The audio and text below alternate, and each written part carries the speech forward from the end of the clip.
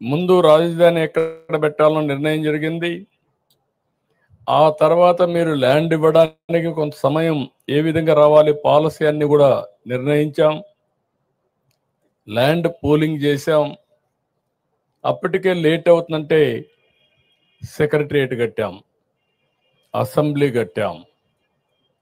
నేను ఆ రోజు చెప్పింది మాస్టర్ ప్లాన్ ప్రకారం మనం సెక్రటరియట్, అసెంబ్లీ ఇవన్నీ వచ్చే లోపల మనకు ట్రాన్సిట్ అంటే ఈరోజు ఉండడానికి మంచి బిల్డింగ్లు కావాలంటే అవి కావాలని అపోజిషన్ పార్టీ ఇవన్నీ కూడా రేకు షెడ్లు వేస్తున్నారు, లేకుంటే ఇంకోటి చేశారని చెప్పి అపహాస్యం చేసే పరిస్థితికి వచ్చారు. కానీ ఈరోజు నేను చెప్తున్నా, ఐఎమ్ వెరీ హ్యాపీ.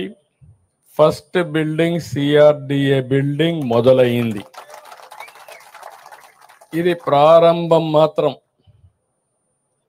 రేపు రాబోయే రోజుల్లో గవర్నమెంట్ బిల్డింగ్స్ కానీ ప్రైవేట్ బిల్డింగ్స్ కానీ అన్నీ వస్తాయి.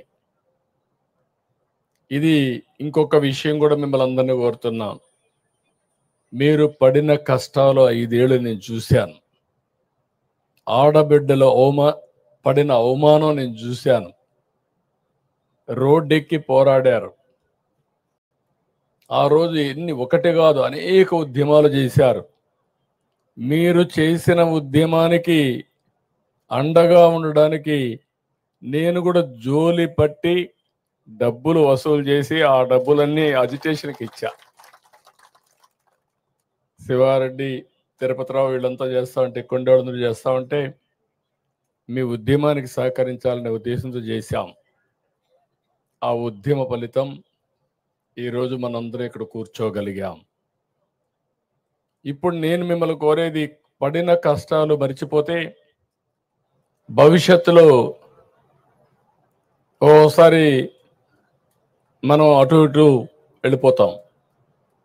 మీ కష్టాలు నేను చూసా, మీ ఇబ్బందులు నేను చూసా, మీ త్యాగాలు చూసా. ఆ త్యాగాల ఫలితాలు మళ్ళీ మీరు అనుభవించడానికి నేను అన్ని విధాలుగా మీకు సహకరిస్తానని మరొక్కసారి మాట ఇస్తున్నా. దాంట్లో అనుమానమే లేదు. ఫేజ్ 1 ల్యాండ్ పూలింగ్లో మీరు భూమి ఇచ్చారు. ఫేజ్ 2లో మీరందరూ కష్టాలు పడ్డారు. ఇచ్చిన నేరానికి లేకుంటే మీరు చేసిన త్యాగానికి మిమ్మల్ని నానా హింసలు పెట్టి, ఒకటి కాదు అన్ని హింసలు పెట్టారు.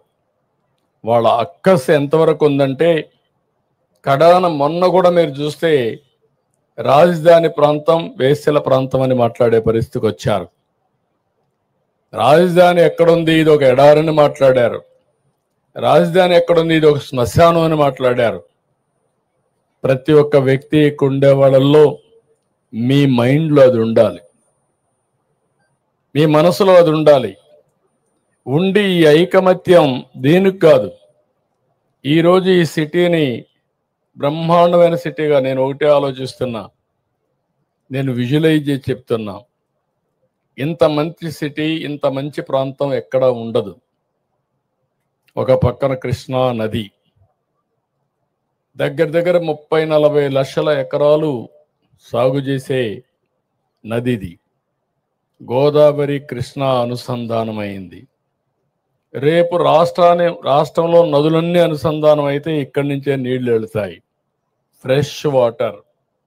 ఏ సిటీ కూడా లేదు భారతదేశంలో ఇలాంటి సిటీ. భారతదేశంలోనే కాదు, ప్రపంచంలో ఎక్కడా లేనటువంటి సిటీ ఈ అమరావతి అని చెప్పి కూడా నేను మీకు తెలియజేస్తున్నా. రెండోది, బంగారు పండించే భూములు ఇవి. మంచి గ్రీనరీ వస్తుంది. చెట్టు పెడితే చెట్టు బ్రహ్మాండంగా వస్తుంది.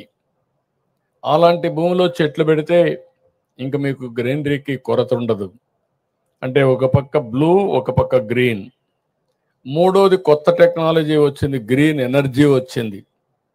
ఇప్పుడు అక్కడ వెహికల్స్ అన్నీ పెట్టారు. సైకిల్ దగ్గర నుంచి ప్రతి ఒక్కటి కూడా ఎలక్ట్రిసిటీతో నడుస్తున్నాయి.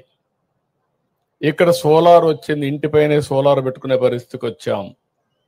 ఇంకొక పక్కన రాష్ట్రంలో గ్రీన్ హైడ్రోజన్కి వెళ్తున్నాం. అంటే ఈ ప్రాంతంలో పొల్యూషన్ లేకుండా చేయడానికి ఏమేం చేయాలో అవన్నీ చేస్తున్నాం.